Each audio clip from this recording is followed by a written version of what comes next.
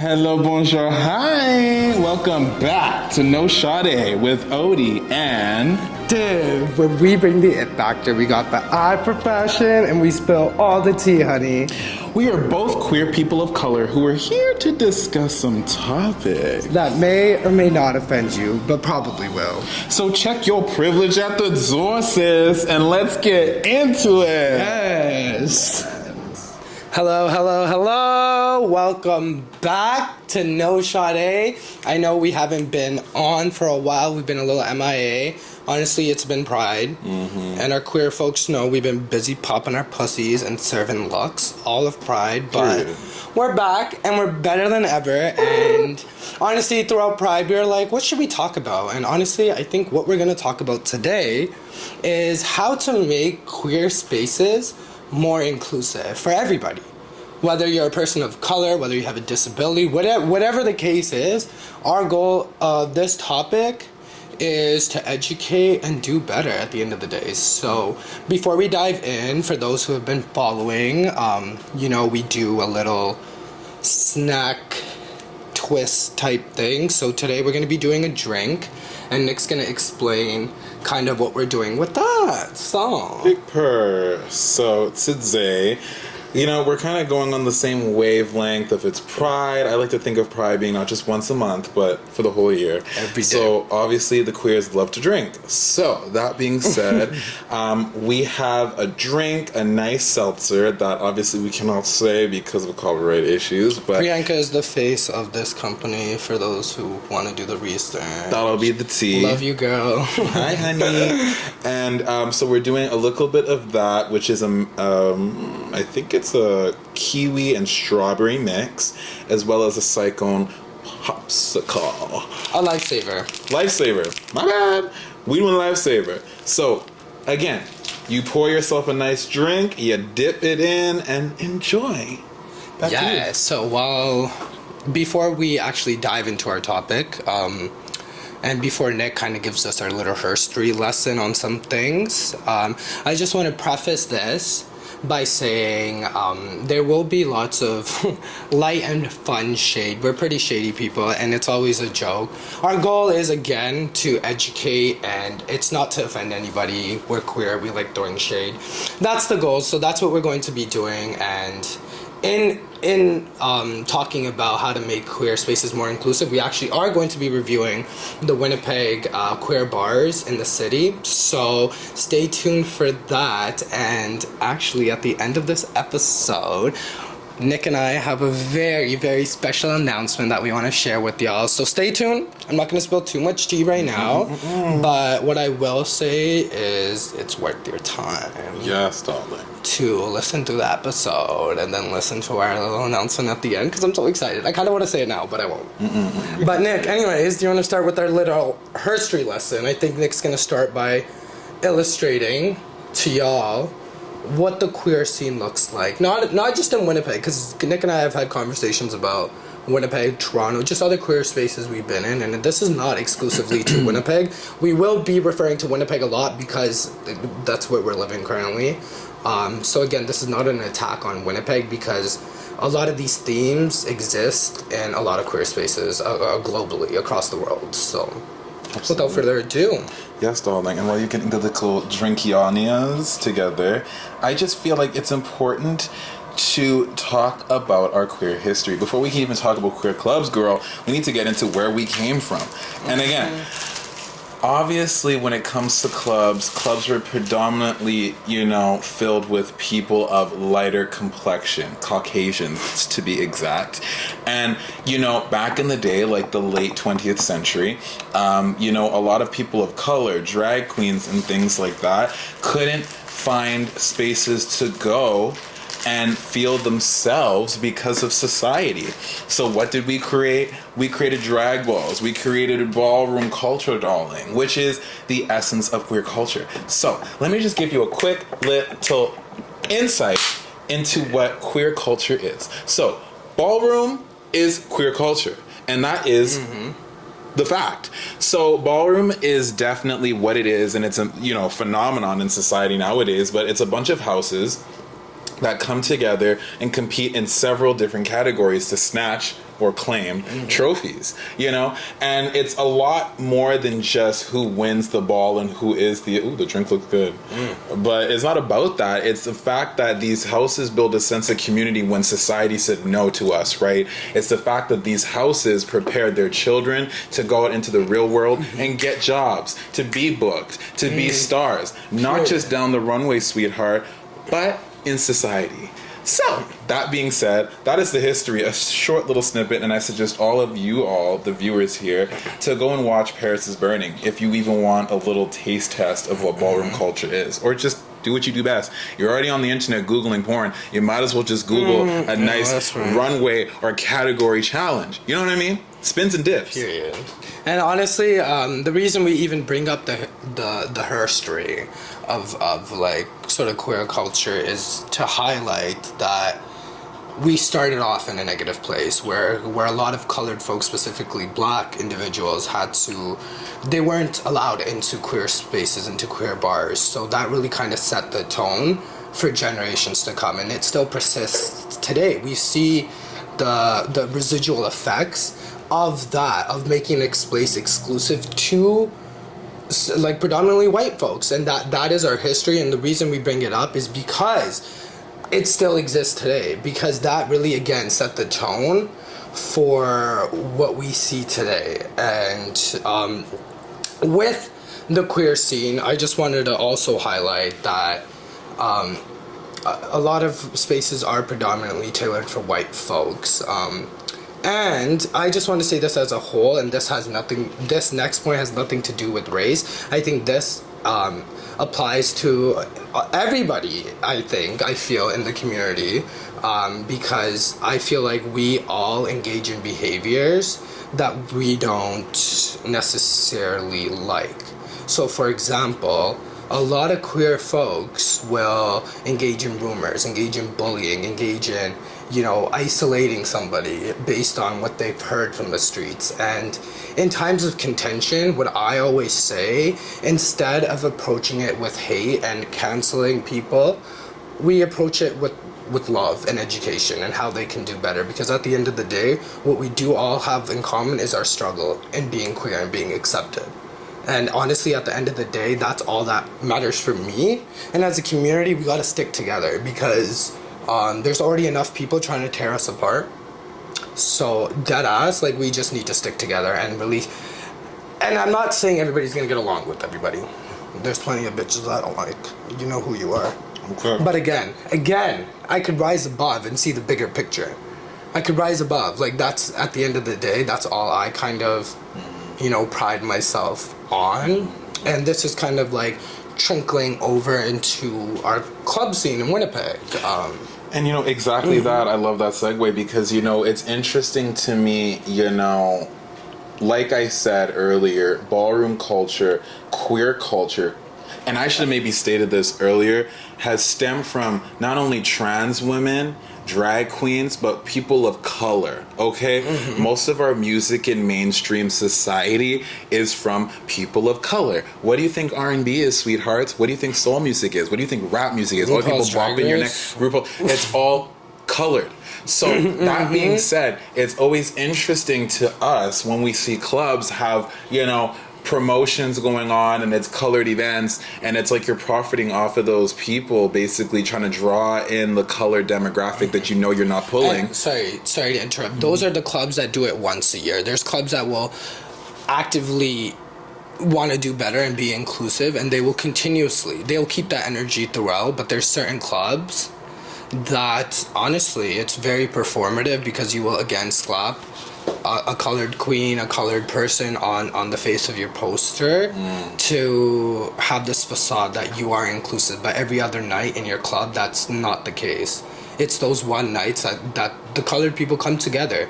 And this kind of like segues us into my next point is that a lot of white folks in the community are given a lot of grace, and I believe everybody should be given grace. But what I don't agree with is when somebody is giving more grace than somebody else based on the color of their skin. Because again, we've had topics of this. If I acted half as badly as some of these white queers, like, I'd be cancelled. And I'd be cancelled so quick. And it's not even that we're trying to, take a dump on anybody that is Caucasian, because we don't like blanket statements here, right? But and we have great Caucasian friends. Absolutely. Jeff Carey, shout out to y'all. It's the fact that, and I don't want to say this to be shady, but people need to know their place. It's like, you're white, we're colored. Obviously, things are going to be different for you than they're going to be different for me. Whether you identify as whatever race you want to be from whatever lineage, that's your prerogative. But I'm just saying, in general, if you and I walk into a room, we've already gone through this, right? If you listen to prior episodes, it's a different perception that people are getting. So to me, it's like with the clubs, it's like, how are you going to have a queer culture that's been built from people not only of trans identity, but colored identity, and how a majority of the clubs are only filled with white people? I'm a little bit confused. But there's like layers to this shit, because like we're kind of talking about how like sometimes because white folks have been afforded a lot of privileges in their life, it's like being queer is the only struggle they've had to face, and I'm not diminishing that, because that is a very big struggle in itself. What I'm trying to say is that like that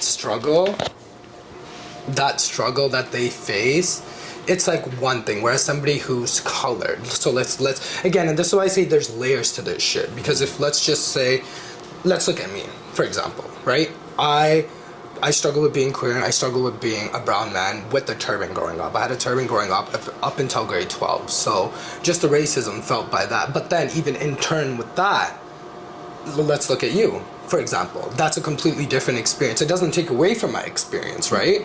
But they're all their experience in itself. And I feel like because white folks have been afforded a lot of privileges in their life, they feel more confident coming out, which I love. I love to see that. I wish a lot of like racialized communities were more like that and a little more accepting, and that I wish we kind of had that. It's equity. Like I wish we kind of had that same starting point that everybody did. So we could really build on that. But that being said, you being afforded all the privileges, it kind of assigns you as somebody who needs to actively do better. Because people aren't going to listen to what me and Nick say. It's the white folks that aren't going to do the change, as bad as that sounds. It's the white allies. I hate to say it, because again, when me and Nick say something, it's taken with a grain of salt. Our intelligence is always coming into question. When it's a white folk, like it's different. You see the double standards, and again, this is not to drag white people out. No. I have great white friends, and this is not the goal of this podcast. And that's exactly it. And no, Shadé, but I mean, if you lack the intelligence to even understand that if you are white, that you obviously are of some type of privilege, then please don't come to us about no BS. Like, we don't care. Like, that's like, you can't even get past level 1 at this point. So, but as we digress. Speaking about predominantly white spaces and not getting past level 1, let's get into the nightclubs. Yeah, so I think, so if we're honestly talking about predominantly white spaces, I think we should start off with Club 200. Not fame. You have to have customers, right? Ooh. Sorry, that was shady. Sorry, fame. I actually have nothing against you. I don't. Facts are facts, Canada. Facts are facts, girl. That was shady. I apologize. Well, they were only supposed to be a pop-up anyways, but no. But I'm just saying. I guess we'll start with Club 200, because I think that's the most popular club that everybody knows. Even like people from out of town, like Club 200 is the one that everybody knows, and even during like the lockdown and stuff, Club 200 was, I know, fame closed down for a bit. Happenings, it's kind of new. So 200, I believe, is the oldest in Canada, right? So yeah, allegedly. I believe so. I think so. It is very old. Yeah, an old club, and that's why I believe they. I don't want to be shady, but act the way they do sometimes, because they have that clout backing them, and they know that like at the end of the day they are set. So, I mean, it is just disappointing. Do you want to start off with Club 200, or do you want me to start being shady? I think, let's get into it. Club 200. Listen, girl, if this sis starts to get into drag, there's a fee. Let's start off with that, number 1. Number 2, okay. I'm going to just keep it 110%. Please. 200, you have done a lot, I feel like, when it comes to uplifting other people, you know? I agree. Let me just start with the positives before we get into the cons, right? You have definitely had people of it.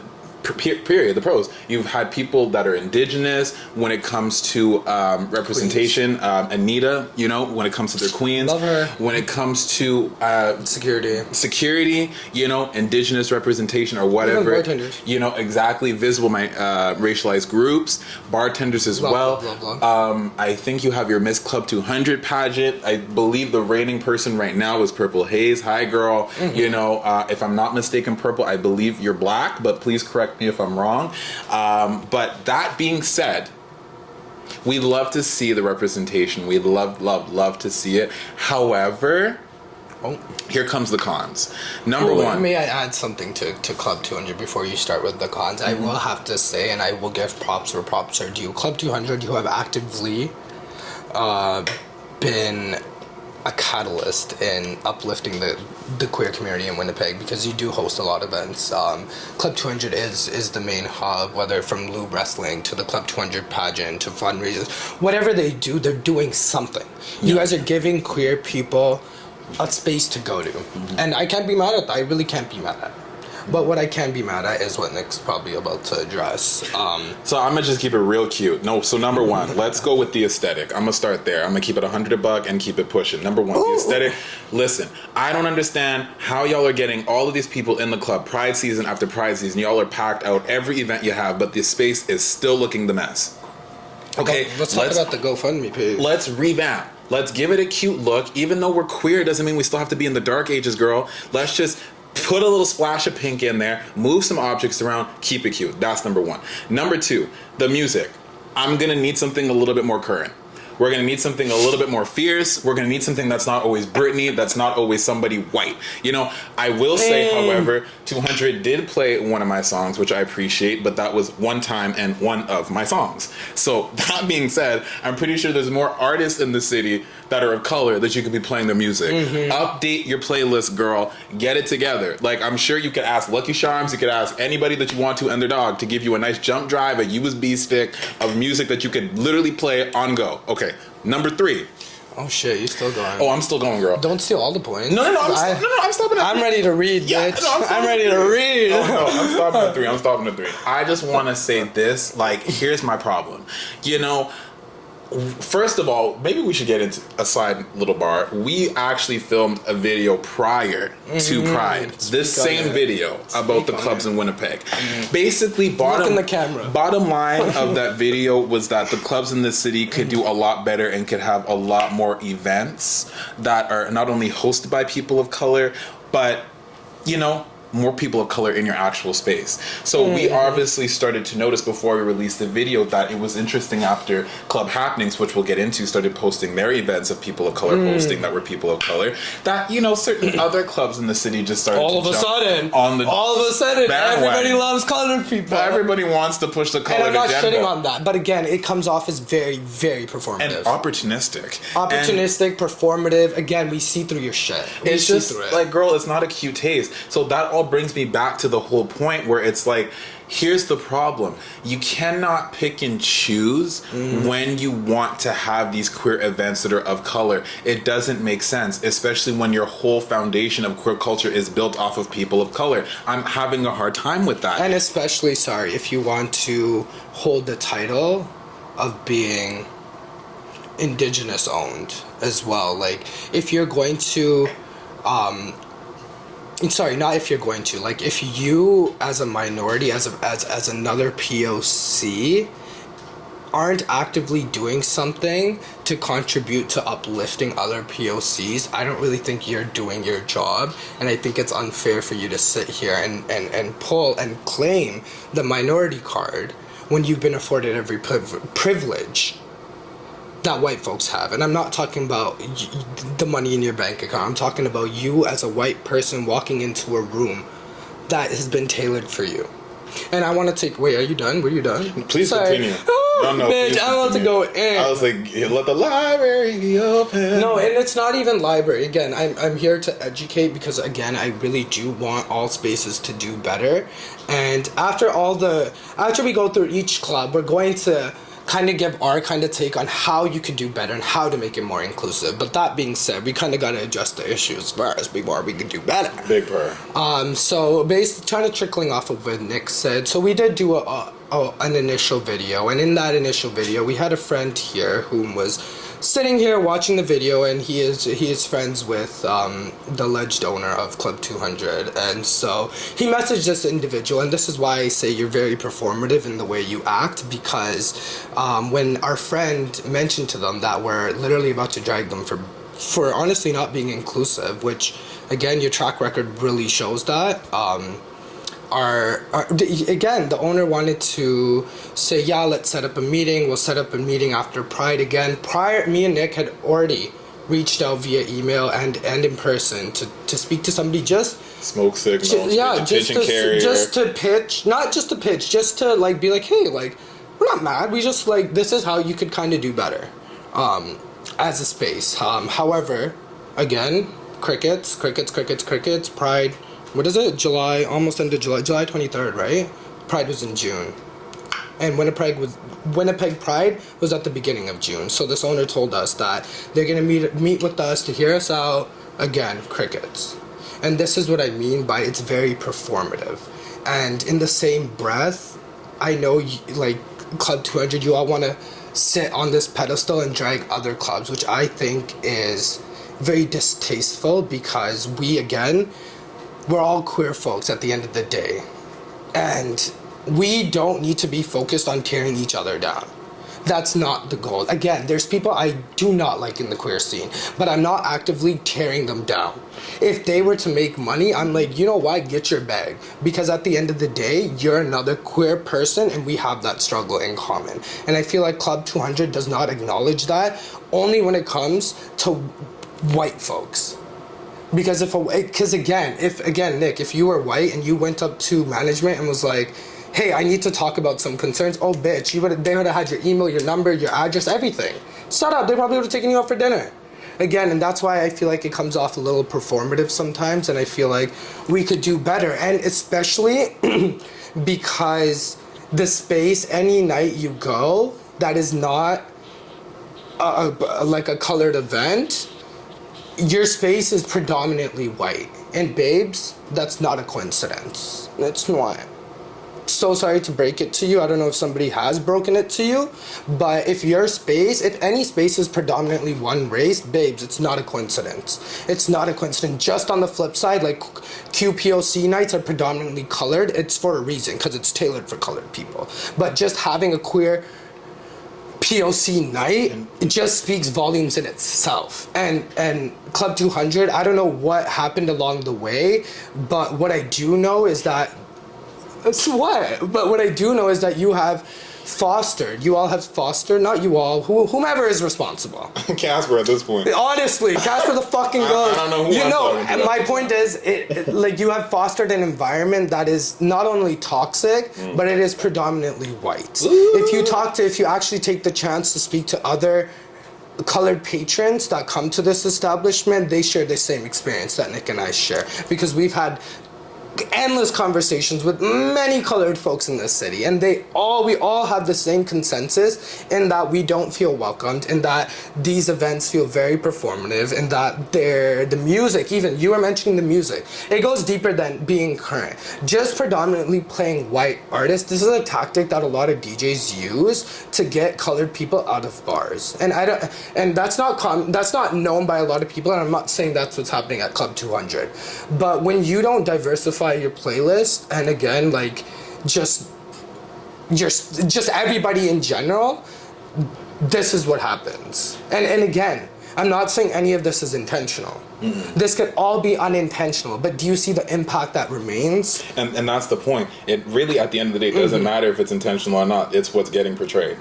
Mm-hmm. And you don't want to go, because half the time, the music is still from 1989. Mm-hmm. Guess what? I love me some Whitney. I love me some Mariah. But when I'm trying to get turned up, I don't want, like, we're queer. It doesn't mean we have to be bunk. Like, where's the Lil Nas? Like, girl. Where's Tajik? Where's Rue? Where's Priyanka? There's so many queer artists, again, that you guys don't play. And it's not just, again, sorry, it's not just Club 200. No, we're coming for the Well, we're coming for the others too. Don't worry. When it comes to music, because again, and this we'll speak more on it. By diversifying your playlist, it kind of opens up the avenue to be a little more inclusive. You don't know, and it doesn't even have to be that you have to play rap or R&B. Yeah. You can play some little rock. We could have little rock fans in the building. We could have some little soul fans in the building. You could play everything. Other DJs, and I was talking to Nick to this, like, there's a huge club in Toronto called Rebel. A lot of people are familiar with it. It's huge, and this club manages to pack out, like, every weekend. It's so hard to get into this club. And this DJ, whomever the DJ is, I don't really know much about this bar, but my point is that they manage to be inclusive of everybody's music taste, that everybody really kind of goes and vibes and has a good time. And I think that is very fair to ask for. Bitch, just play the top 100. Somebody's gonna vibe. Just play top 100, Billboard top 100. Like, just little things like that. And it's like, we're not telling you to move mountains. No, but I am, though. Because, I'm sorry, I don't want to be rude. I do not want to hear top 100. You're a DJ, right? That's your JAB, your job. So do it. Go research. Respectfully. Go listen. The DJ booth is, like, always empty. No, but I'm just saying, like, guess what? Do your research. Every day, it's not that hard. Apple Music gives you a whole list of new music every Friday. As a DJ, add that shit to your playlist. I'm done. I don't want to hear top 100. I don't want to hear that shit no more. Put some proper shit in the gay clubs. Why do you think your clubs ain't packed out? Except for events when you have DJs that actually know what they're doing. Like, I'm tired. There's no excuses. And I'm sorry. I will say the staff, amazing. Very nice. At where? At 200. Yeah. I haven't had a... Yeah. I would just say there's... excuse me. Yeah. And just one person that I don't think I could see myself really vibing with. Just for the blatant ignorance and disrespect, but that's neither here or there. But as we digress with Club 200, all in all, we'll come back to how you can... You can take our advice. You don't really have to. I don't really care. But no, I do. I kind of do care, but like at the end of the day, I can't. I'm not putting a gun to your head. This is just a suggestion. I know we're a little shady, a little shade moment. But the queers always are. Yeah, exactly. Like what? That shade is in our no, and bones. Club 200, you all throw your shade too. Everybody throws their shade. You throw your shade at other clubs with your colorful tinsel all over the walls, but that's again neither here or there. Again, all these I've heard, like, patrons of fame, patrons of 200, and patrons of happenings all each throw shade at each other. And respectfully, you guys cannot throw shade when it comes to aesthetics about any of these bars, because respectfully, babes, the aesthetics it's lackluster. No, but and again, here's our tip. 200. You can give us a call or not, because we're still waiting from the message from Pride. But, I mean, here's my tip for you. Rip that fucking carpet up. Put some baseboards in there. Open up the dance floor. Switch the stage to the other side. I don't care about that. Take the tinsel down. Get a proper, tell the DJ. No, Nick, my thing is, I don't care what you do. My problem comes in when everybody wants to throw shade at each other. Because I'm like, yo, if you wanted your own lawn, you wouldn't know what everybody else's look like. But at the end of the day, though, Period. I don't really care about the patrons throwing shade, because at the end of the day, half of them don't even spend money at the clubs. They can't even afford to get in. So my whole thing is, if you're gonna sit there, owners, I don't care about the people going, really, because half of the time, like I said, they can't even get in. Owners, do your job. Do better. No one's saying, like, Div and I are not saying that we never want to go to 200 again. Are you making it difficult for us to want to come? Definitely. Absolutely. Do we want to come? No. Absolutely. No, sorry. Do I want to come? No, because of how the space is. Right, at this moment. Exactly. Sorry, I do want to go, but I don't. At this moment. Exactly. Because of that. Exactly. All my friends go there, bitch. You think I don't want to be there? You think I don't want to go? So it's just like, y'all need to do better. It's closest to my house, bitch. And it's closest to y'all are walking distance. Walking distance. I used to go a lot. And it wasn't until I realized, like, honestly, I just feel like y'all are just making money off the backs of colored people. I'm sorry I said what I said. And people always want to, again, drag happenings for that, but they're consistently supporting minorities But and people of color. It would be different though if you like happenings isn't just we'll get to them, but they're not just slapping a person of color on their posters and we never see them. They have conversations. They actually like host the night, whereas like and have conversations prior. I don't. Ooh, let me hold it. Hold it to the end. As we digress, we'll have an after show for the private people. But as we digress, enough about 200, girl. Y'all know what to do better. Do better. We'll even have a nice formal list at the end. Again, don't forget about all the great things that you guys are doing.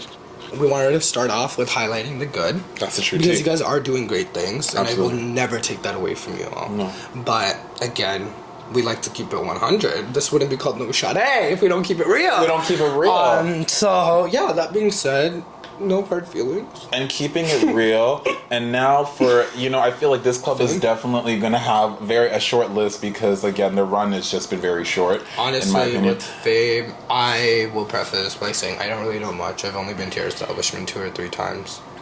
No, but 2 or 3 times. Even, way too many. but hear me out. The 2 or 3 times that you went,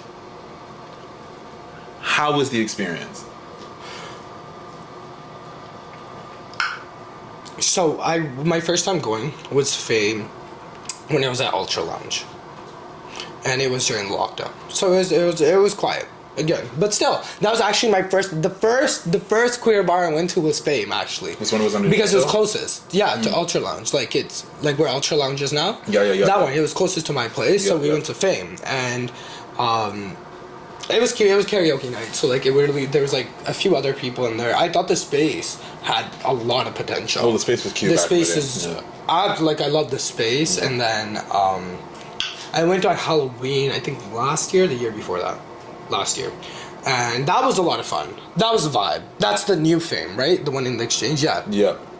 I went to that. That was a lot of fun. I had a great time. I was getting my life. I thought I was in a maze with all the different rooms and I don't know. It was a good time. I did have a good time. But the one thing that just throws me off is the owners being straight. I don't know if that's a rumor. Well, let me just get into. But if that is the case, I don't know how I feel about that. I don't know if the owners are still straight necessarily, but again, the owners are still Casper to me because I don't know who you are. Number 1. Number 2, I'm gonna, like I did with 200, we're gonna go down the same list. Your space. Wait, terrible. we gotta start with the good. Well, I did. You did. It was fun. To me, I don't really have any good. So you're gonna get it, which is what I have, which is, again, the space doesn't make sense to me. I don't know why the bathrooms are bigger than the entire club. I'm very confused. The aesthetic is there, needs work. The music is a little bit more current, needs work. Same notes that we gave to 200 applies to you as well. My problem is, again, the representation. I don't see none. And maybe it's because I haven't been in a long time, but even when I was going, there wasn't representation that I necessarily could identify with. And not only that, the streets have been talking, girl. We've been doing some hood reporting. And the streets have been. Listen, I don't want to be shady, but this is no Shadé. Pay your queens. In general, this goes for every club. Pay your queens. I've said this before. Queens cannot be looking busted because clubs don't want to pay them. Pay your queens. Pay your queens, especially if you say you're going to pay them for something. Pay them for something. So that being said, honestly, I've had my encounters with Fame staff back in the day that wasn't too pleasant. Personally, I've been in situations where I just felt like, I shouldn't hear Chun-Li once a year. Again, I'm not asking for much as a queer man. I'm just asking for you to do the bare minimum. And at this point, you haven't taken off ground zero yet. So, Fame, just like I said, tidy up your space. Maybe condense the bathrooms. Have some more colored representation. Maybe that's changed now. I'm going to try. I think we should try and maybe pop in and see what's going on.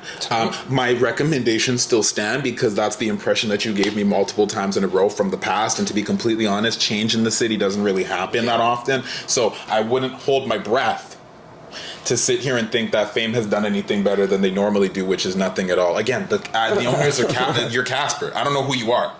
And that's another thing. Owners and club happenings is exempt from this because I've actually seen owners make an appearance. It's your business. It's your livelihood, love. I just want to see your face. Or no, it just speaks to your customer service. It speaks to you actually care. That you're not just making money. You know, it takes it a step further. Like, you know, and if y'all need some help with customer service, I'm really good, even though I'm fucking shady. I'm very nice. And no one's asking for you to come around and say, "Oh, I'm the owner of this place." Blah blah blah. No one wants that. We're just saying, just like, be present. Be present. Being like, "Hey, look, fame never couldn't even put a face to it." 200. It wasn't up until recently. I still don't even know if that's the owner. I just think it's the owner because I've never really seen him before, and I saw him. I think that's the owner. But again, I don't know for sure.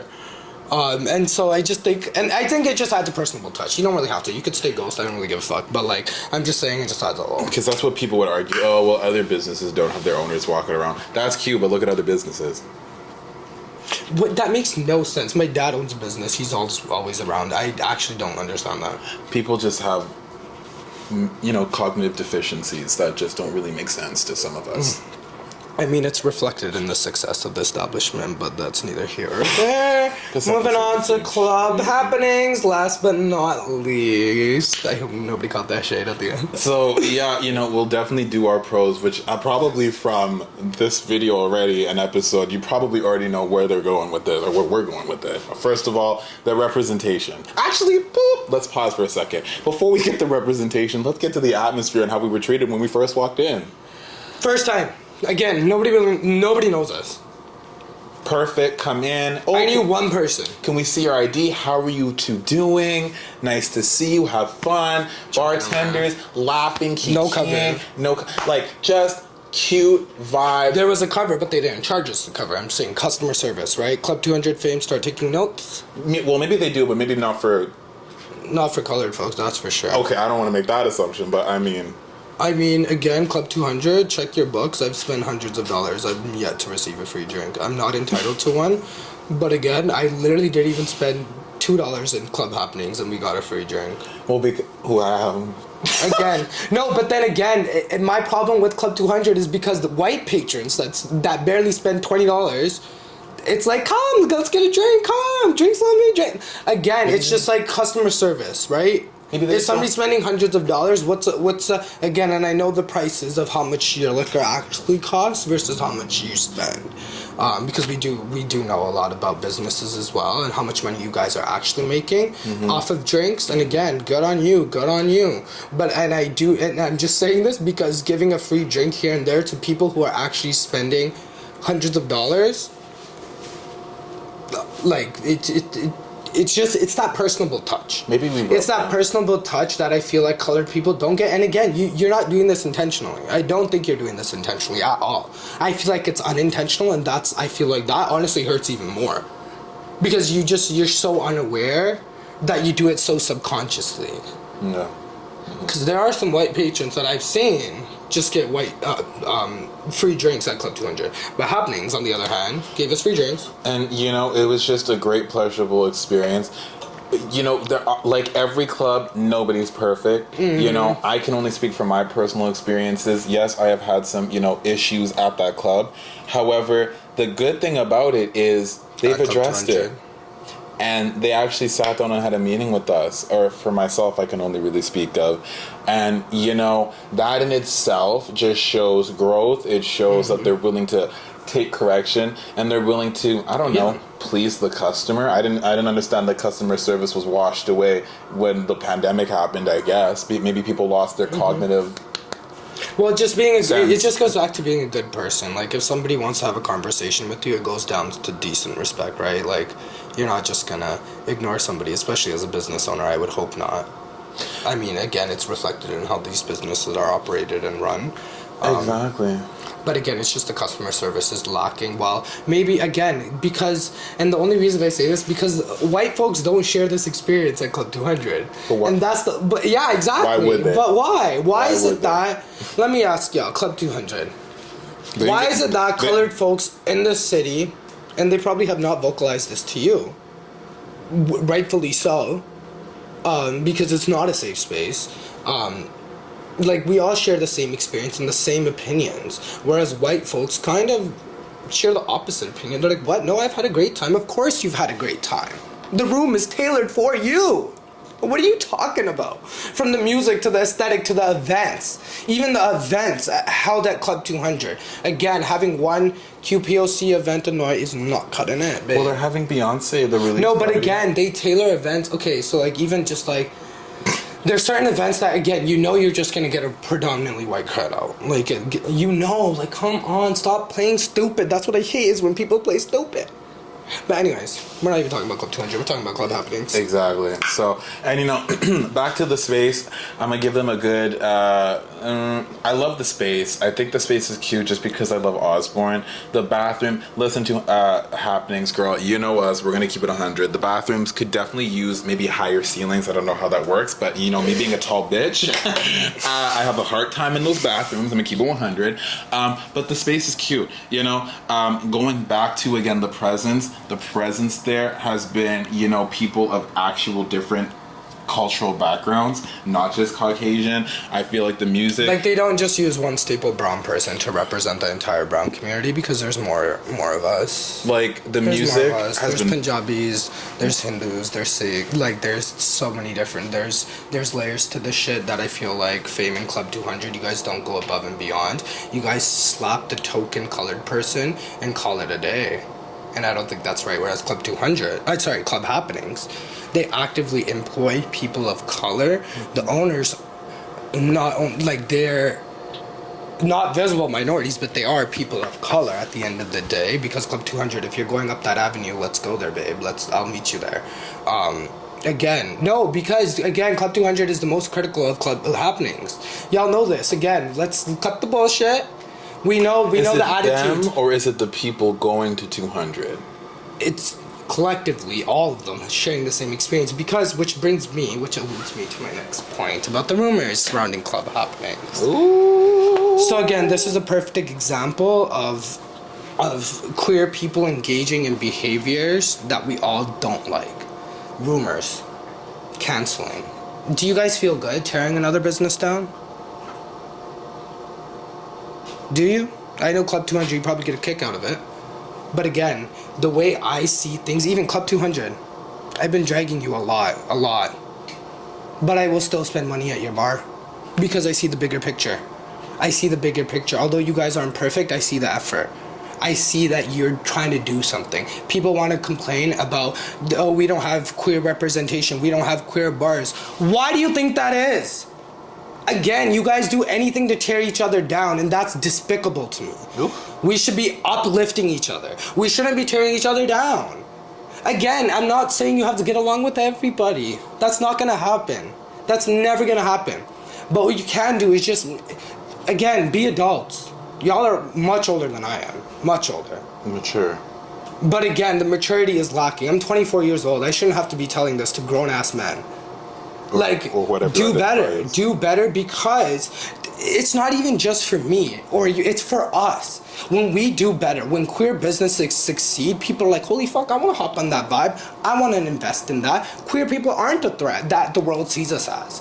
That's the bigger picture that I really ask everybody to look for. And the reason we wanted to even do this entire podcast was to highlight this. There's a bigger picture to everything. We don't have to be stuck in our petty drama. At the end of the day, it's pettiness. And again, the rumors surrounding club happenings, a lot of people engaged in spreading rumors without any tangible evidence.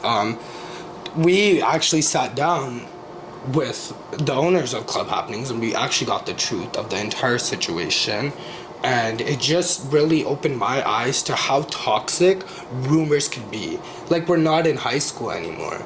Like, it's absolutely ridiculous. And then again, I just find it very interesting that the one bar in the city that continuously supports colored people is continuously dragged. Again, I don't think that's a coincidence. Because again, if you go to club happenings, there's a lot of colored folks there. And we don't feel like it's an unsafe space. People want to talk about the trucker rally owner. This person never owned this club. There was there was nothing of the sort. Again, people will take what they want and run with it. And I think that's when you have to stop and be like, you know what, I'm gonna do my own research. I'm gonna uplift another business, another queer business. That's it. Again, Club 200, fame. I have no reason or purpose to go to your bar, but I do solely based off of the fact that we need to support one another. Your GoFundMe page, when y'all were going under, I donated to that. And I had never even gone to Club 200 at that point. I'm fairly new to Winnipeg. When I first got to Winnipeg, I saw a lot of my queer friends posting about this club going under. And I was like, you know what? We need to come together. We need to support. And I did that blindly. And I just asked that everybody else kind of tries to channel this energy. I'm not perfect. I'm not. I talk my shit. I throw my shade. But I try to do better. And honestly, I'm just trying to educate everybody. And I just hope that through my shade, you guys actually receive what I'm saying. And I'm not trying to be a bitch. I'm not an asshole most of the time. No, I'm with you on that one too, bitch. I could be a bitch when I want to be one. So, to me, I look at this as an opportunity for these clubs to grow, to change, to make the spaces more inclusive, because that's what you're here to do, right? Yep. And again, at the end of the day, as we digress after coming for all of these clubs, I think if you could take home a nugget or a tool for your tool belt, here is the STEP program. 1, be more inclusive. 2, don't be performative. 3, when you're having events, think about, is this only going to tailor to one demographic, or can the collective come together? And 4, upgrade your spaces. Make it cute. Make it everything it needs to be. If the workroom on Canada's Drag Race can get an upgrade, how come clubs? No, but even that, and I love that you bring that up, but that's even a deeper conversation. We need to support each other for businesses to thrive, for businesses to do these things. We need to support each other. We can't be, I'm not going because that's that person's event. I'm not going because it's that. Babes, we're all oppressed. The faster you guys all hop on the train, the faster we can get off the train of oppression, because I'm over it. No, dead ass though, like we're all oppressed, whether you're white, you're brown, you're black, and if you're queer, you're oppressed. We all are oppressed. You get my point? It's like I get that, but honestly, I'm the type of person where I'm just like, guess what? Stay at home. If you have an issue with somebody hosting an event or whatever the case, stay at home. No, but even that, like, okay, again, you have your problems. I'm not saying you should go to your ex-boyfriend's event or your ex-girlfriend's or your ex-day friend's, whomever's event. What I'm saying is you don't have to take people away from that event. You could have your own problems with somebody, but you don't have to sway people away. And that goes in every avenue. Again, I have my own opinions about other clubs and other people, but I will never sway somebody against them. I will say my experience and you take what you want from that, but again, I'm not swaying anybody in any direction. And as we kind of get to the end of our topic, we just kind of want to, before we end off, is how you could even make your space inclusive. So we've come up with a few things that we as people of color think that clubs, not just 200 fame happenings, not just Winnipeg, globally. Every club, again, we're only talking about Winnipeg because we're in Winnipeg. These same themes exist in a lot of queer spaces. I've had similar conversations with my queer friends in Toronto, and they say the same thing. It persists in every community. Any colored queer person you speak to, they share very similar experiences, and that they don't feel welcomed, that they feel sometimes fetishized. And so I'm just gonna start off by how you can make your space inclusive. Just say hi. Just say hi. Again, when I go to happenings, people will just come up and say hi. That goes such a far way. Just saying hi to somebody, smiling. Little things like that. Just say hi. We're out for a good time, not a long time. Period. Just say hi. Like, literally. And then I feel like not just club owners, club staff, but even patrons of clubs. Like, I feel like you, especially if you're somebody of Caucasian descent, I think you should really take on the responsibility to fully educate yourself on the experiences of other colored folks, whether that is this amazing search engine called Google, whether that is getting more colored friends, because I've seen a lot of these circles and a lot of them are white. And again, that's not a coincidence. I promise you that's not a coincidence, because we're here. There's colored queers, we're here. But you don't see us because, again, these circles are so toxic, it pushes us out. And whether, again, and I'm not saying people do this intentionally, some people may, but I know a lot of people don't do it intentionally, and that's the problem, is that you just do it without realizing. And by expanding your horizons, by getting more colored friends, by, fully educating yourself, you are not only opening up an avenue for you to grow as a person, you are opening a door for somebody else to feel welcomed in your space. And being, honestly, in my opinion, being a better human. Because don't you want people to feel welcome? Don't you want people to, want to come to your space because they're like, you know what, this is a good time. This is a good vibe.